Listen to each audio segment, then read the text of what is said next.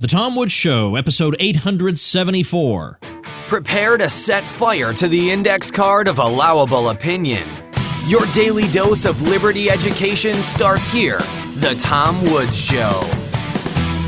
Folks, join Bob Murphy and me for the Libertarian event of the year, the Contra Cruise. And this year, we're joined by special guests, including the great Scott Horton, the foreign policy expert you love from the Tom Woods Show. It's filling up faster than ever, so book right now at contracruise.com. Hey everybody, Tom Woods here. We're doing something we've never done before on the show today. I'm talking to somebody who cannot appear under his real name for fear of professional retribution. So, he's simply known to us today as Zak Rover. I can't give you any biographical information other than to say he's the author of a free ebook that you can download at my site. You can download it on the show notes page, tomwoods.com/874, and it's just packed with a lot of good arguments that you can use as a libertarian against some of the most common objections. So it's called Busting Myths About the State and the Libertarian Alternative. So tomwoods.com/874 is where you can get that book. So let's turn now to our guest. Zak, welcome to the show. Great to be here, Tom. You've got this great ebook that you're just giving away for free because you're just a benefactor of mankind. What's in it for you? Well, I didn't want people not to read it because there was a cost associated with it, and I felt that there's a lot of value that people would get from reading it, and so I didn't want to discourage anybody. The book began as a project to summarize everything I'd learned in my transition to becoming a Rothbardian, and I wanted people to get the benefit from that. Well, it is a great book. I mean, it in that it gives you a nice, quick defense. It covers a lot of great material. There's no fluff in it, and you walk away thinking, "Whoa, I just got hit with a 2x4." Figuratively, after reading this thing. So I want to know, first of all, what were you before that you became a Rothbardian? Were you a million miles removed from this, or were you a little bit close? Were you a Milton Friedman guy? Well, if you'll indulge me, it's a little bit of a story. I came to libertarianism, I think, via an uncommon route. It seems like most people get there from reading Ayn Rand or listening to Ron Paul. I actually got there through Austrian economics. I grew up in a politically conservative, Republican Party type household. I voted for George W. Bush. I supported the Iraq War. I was besotted by the military. But in 2007, when Obama was running for office, I couldn't believe the ridiculous things he and his supporters were saying, primarily, but not only in the area of economics, and how people were soaking it up. But I didn't feel I had the intellectual tools to properly explain myself. So I made it my mission to start reading copious amounts of free market economics books. And I had read Ayn Rand's Atlas Shrugged. I read Hayek's Road to Serfdom, Sowell's Basic Economics, Friedman's Free to Choose, and then, believe it or not, Mises's Human Action. And it was during my re-education in free market economics that I came across the Mises Institute. And from there, I really came to appreciate what I would regard as the exquisite logic and credibility of Austrian economics. But once I started using Mises Institute resources, I came across this weird political philosophy called libertarianism, about which I didn't really know that much. And my research led me to Rothbard. Once I read For a New Liberty, I was hooked. And from that moment on, really couldn't get enough of Rothbard, Hoppe, Bloch, Kinsella, Woods, etc. So I'd say the intellectual in me really found a natural home within libertarianism. I came to appreciate its justness, its cogency, its consistency. And I'd been a contrarian all my life, but in hindsight, I realized that I was, as you would put it, probably in the bottom right corner of the 3x5 index card of allowable opinion. Somewhat shamefully, it never occurred to me that it was not only possible but reasonable to wander off that card and question its entire contents. I did have a temporary stop at minarchism, but as the joke goes, the difference between a minarchist and an anarchist is 6 months. And once I got over the issue of national defense, I was a full-blooded Rothbardian. Well, very interesting. All right. I like your layout here because what you're doing is dealing with a lot of myths associated with libertarianism and myths associated with the state. And these are things that we face all the time. These are misconceptions that no matter how often you answer them, people who have never heard the reply are just popping up all the time. So you start off with myths about the nature of the state. Now, recently, I tried to talk about the social contract thing, and the state is acting by consent. And I think I'm going to be revisiting that also later this week. So we'll leave that one out for the time being, just to avoid repetition. But you start off with myth number one being the state is a moral actor. Now, first of all, who is it who believes this, and what are they trying to say when they portray the state as a moral actor? I think statists believe that the state is a force for good. And I guess there are different ways to think about that. Arnold Kling, a few years ago, wrote an interesting book called Three Languages. And he had this theory that the left, the right, and libertarianisms each come at every point on different axes. So and the left sees everything on an oppression spectrum. So there's the oppressed or the oppressors.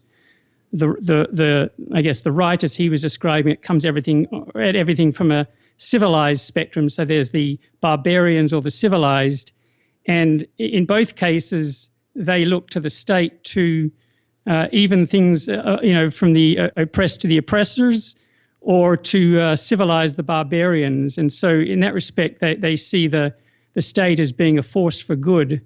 But I think that what they overlook is that by my definition of morality anyway, the state cannot possibly qualify as being a moral agent. Precisely because it does not act by consent?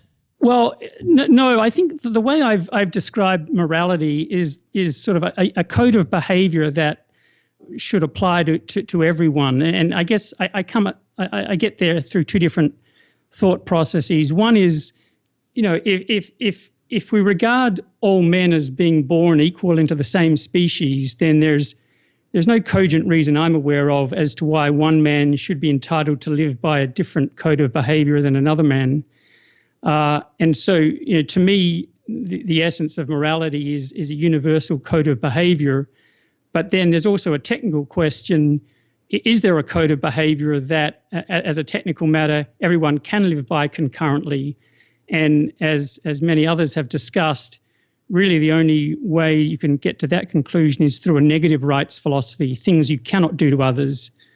So when you combine the two, it seems to me that whatever else morality is, it should be it's a universal code of behavior for interaction between men that can work. And the issue with the state is that it really relies on having two separate codes of behavior. There's one for the rest of us. We're not allowed to kill. We're not allowed to rob. And then those individuals at the state are entitled to live by a different code where they are entitled to kill, although they call it war, and they're entitled to rob, although they call it taxing. So it seems to me that if morality is a universal code of behavior, that since the state relies on having two separate codes, it can't be a moral agent. I want to talk about the state acts for the common good, because I don't think I've actually ever hit that particular point any time on the show, and here we are at almost episode 900. You get this all the time. We need the state for the common good. The common good, the problem with that is not that you can't conceive of what it could mean, but the problem is I could imagine many different people, each one having his own conception of what constitutes the common good, and each one having his own list of people whose interests will need to be sacrificed on behalf of this idol. And that's what worries me about it. But how do you handle it? Isn't there some general good that we might all be aiming at, that we might all be able to conceive of, that transcends our individual good? Is that really inconceivable? Well, I think you hit the nail on the head in the first part of that question, because I think everybody in their mind has a conception of what they want out of life, what they would expect out of others, and I think it's logically impossible it's highly unlikely that if you ask 100 people to write down, what the common good is, they would come up with the same list of items. And so then, if people do have these conflicting visions of the common good, then the question is, well, how do you reconcile all of those? The problem with using the state is that the state is only going to pick one list. It may happen to coincide with any individual's list, but more likely it'll be the list of the person at the state who's issuing the regulations. And therefore, it's unlikely to be that the state hones in on the few things that everyone cares about and only those things. The state has a habit of expanding. The state is obviously fodder for special interests, and so you end up with however theoretically you might start out, in practical terms, when the state's taxing and issuing regulations, find me someone who believes that it's really hit the nail on the head in terms of the common good. I think there are a lot of cases where people use this idea of the common good because they can't conceive of private property solutions to certain problems. So they'll say, we need to think about the common good because private businesses think only about their own bottom line. And so they don't mind dumping sludge into our drinking water. So we need to think about the common good, not just their private profit. But of course, the question becomes, well, who's in charge of that drinking water? Whoever's in charge of it, whoever owns it, is running it, ought to be able to take action against the polluter. And if it's a private spring or something, then the spring should have its property right respected. There's no need to bring in this mystical, impossible to nail down concept of the common good. Just quit dropping your sludge on my property. Problem solved. I think that's right. I mean, another way I think about the common good is the Coke and Pepsi analogy that I mentioned in the book. So, in the private sector, if you like Coke and I like Pepsi, Coke produces Coke and you buy it from Coke, and Pepsi produces Pepsi and I buy it from Pepsi, and everyone's happy. But the analogy would be, if we ran the Coke Pepsi situation through the state, we'd all vote, and if Coke got the most votes, then Pepsi would be outlawed and we'd all have to drink Coke. And I don't think when put that way, people want to live that way. So it's a question of, do you have a one-size-fits-all solution? And if you do, then who's making the decisions about property? And if you don't, and you have property rights respected, then everybody's making decisions about their property in accordance with their requirements and subject only to not violently interfering with anybody else's rights. Now, before we move on to some of the more maybe more easily grasped and more common myths that you have to deal with, I do want to ask you about the state dispenses criminal justice, because after all, doesn't it? Well, I guess the question is, what is a crime? Because the state allegedly acts to prevent or punish crime. So the first thing is, crime as defined by the state is not following the edicts of those who run the state. It doesn't comport with causing actual damage or loss to individuals or their private property. And so you end up with a lot of people getting in trouble with the state over things that by no general standard people would think is wrong. So if you fail to file a certain piece of paperwork, if you ingest a substance into your own body without harming somebody else, these are things that the state calls crimes. If you don't declare how much you earned in a year faithfully, these are things the state calls crimes. So the first thing to ask about dispensing criminal justice is, how does the state define a crime? And I would argue that there's no linkage to causing actual damage or loss to individuals' bodies or their private property. And then, so that's sort of the notion of the victimless crime. But then there's a complete separation between the victim's interests and the state's interests, because the state pursues criminal proceedings as if it were the injured party, and it marginalizes the actual victim where there is an act of violence. So if A assaults B, the way the state dispenses justice is the state assumes that it has suffered and it's going to go after A. And from that point on, the victim is really a bystander in terms of whether to prosecute the case, how to prosecute the case, whether to settle, and in terms of punishing the offender. So the issue is when the state's criminal justice system, marginalizes the victim, doesn't take account of his or her interests. And so I wonder how you could call it a criminal justice system, because inevitably those at the state who are involved in the system are not beholden to the victim or acting on behalf of the victim. They're acting on behalf of the state. All right, let's go on to, again, it so happens, just by an interesting happenstance, that in recent episodes I've hit a few of the topics you have here, but you have so darn many that doesn't even matter. Let's talk about anti-competitive behavior. That's something we need the state for, according to almost everybody.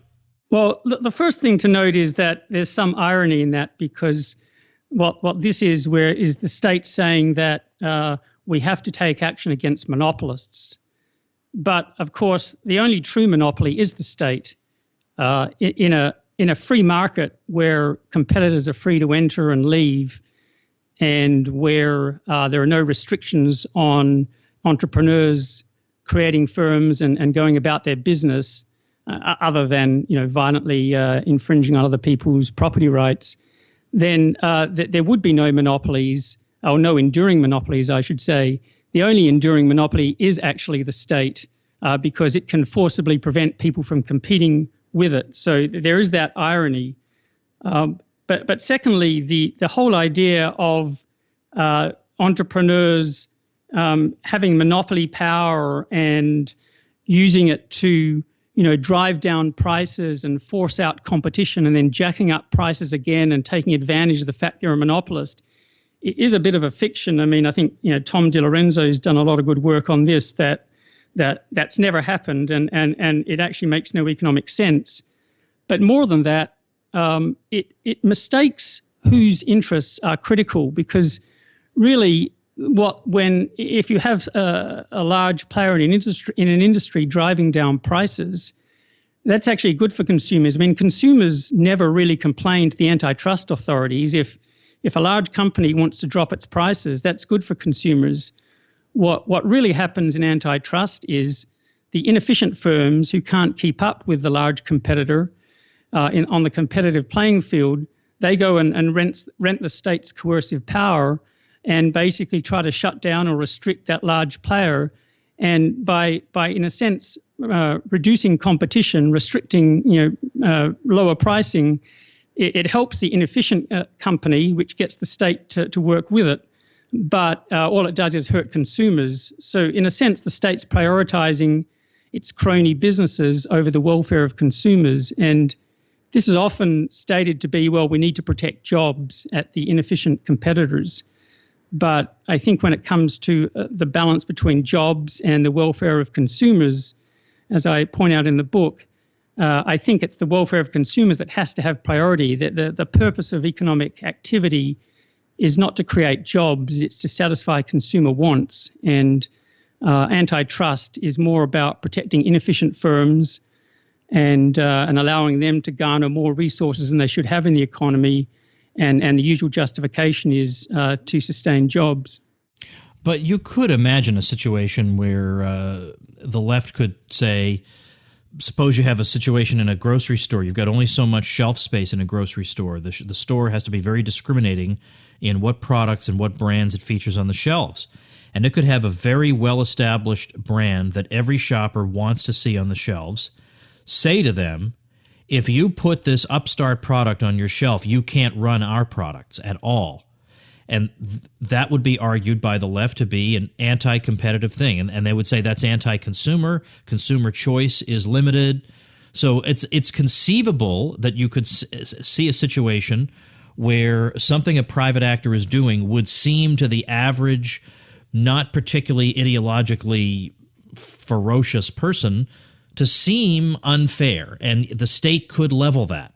Well, I guess you could extend that argument and say that if there's something consumers want but it's not being produced, who do we go take action against? I mean, the firm that wants its products on the shelf and no one else's it's still providing a benefit to consumers in the product that it supplies. If there really is consumer demand for these other products, then in a free market, the entrepreneurs who perceive that as an opportunity would find a way to offer those goods to consumers. It may be offered further away, and consumers would have to drive to get it. But the point is to force any firm to supply a particular good or to price it in a particular way is an interference with that firm's private property rights to do business as it sees fit. And I mean, obviously, consumers don't have a right to require anyone to sell a particular good. And so I think that the problem with that type of argument is it gets to a more fundamental issue, that there's no appreciation of private property rights, because it's perceived that if you want something, you have a right to get it. And there's no conception that, well, someone else has to supply it, and to do so, they'd be using their own resources. So I don't think you can compel someone to use their own resources. But with the left in particular, it's difficult to have that discussion because it's a more fundamental point. All right, let's move on. Let's look at some other juicy ones. All right, libertarians, you're utopian. Oh, I am so sick and tired of this one. So can you just handle that? Because I'm just tired of it. Well, it's actually somewhat humorous, I guess, if it weren't sad, because it's really the reverse. I mean, when you think of what statists are aiming for, the statists, it really goes back to Thomas Sowell's unconstrained vision that the statists believe there are no limits on how more highly developed humans can change the less developed. And the idea is that if there's an imperfection, that the state, through the use of force, can better perfect us or society. So that's what statists are aiming for. They're really aiming for perfection. Libertarians have much more modest targets. Libertarians are aiming for justice. That is, that people are entitled to live their lives without interference, provided that they don't interfere, with anybody else. And I think justice is a much more modest and by no means utopian target than perfection. So I think it's almost the reverse when statists believe that using force to attain perfection, centralized one-fits-all planning is likely to lead to a better outcome than responding to individual needs by entrepreneurs. I think all of that is, in some sense, the reverse. That it's the statists who really are utopian. Well, I think just as common as this accusation is the accusation that libertarians are just shills for powerful people, powerful forces. And they are, of course, the ones who want to see libertarianism triumph. Of course, none of these people make any donations to libertarian causes, so there's something a little fishy about this claim.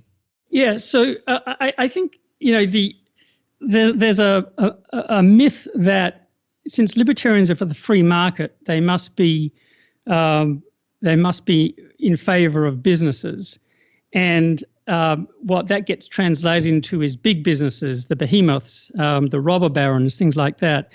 And I think there's just a misconception of what it means to be pro-market, and maybe libertarians should say we're not pro-market, we're pro-consumer. So, that really what we're saying is the problem with the state is that the largest businesses lobby the state and rent the state's coercive power to tilt the playing field in their favor and to make things less competitive. And what that means is that they restrict supply and cause prices to go up. There's a stifling of innovation.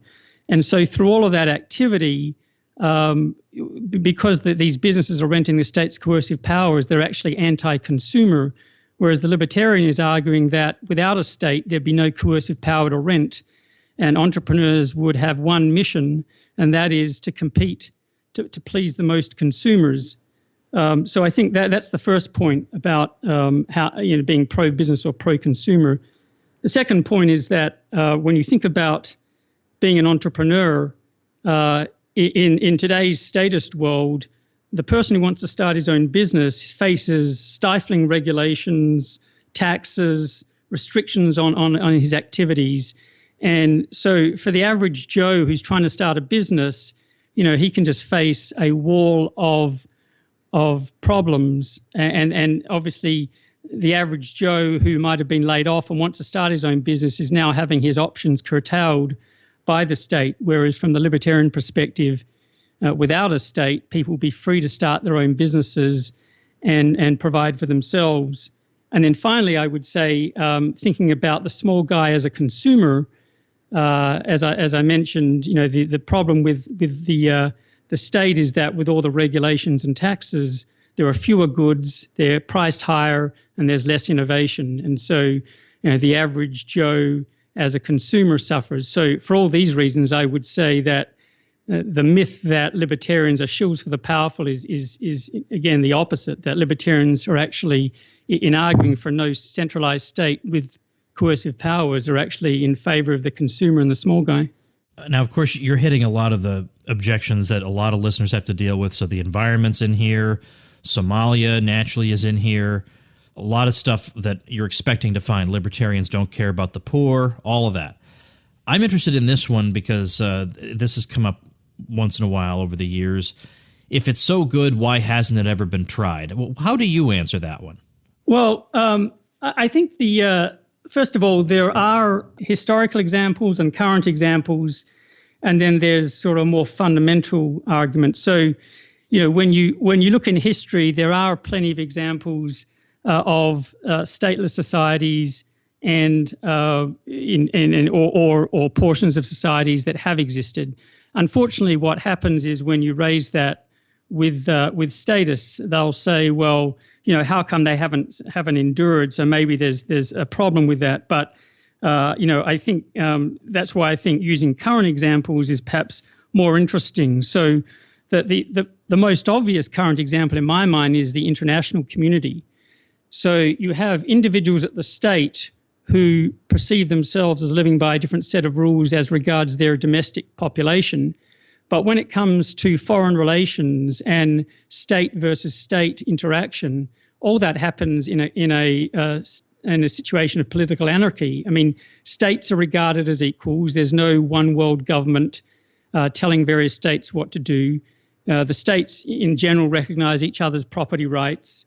All other than war, which I don't want to minimize, but all other interaction between states is done on a voluntary basis through treaties and joining organizations or leaving organizations. So in many respects, the international community is a current example of political anarchy in terms of states vis-a-vis states.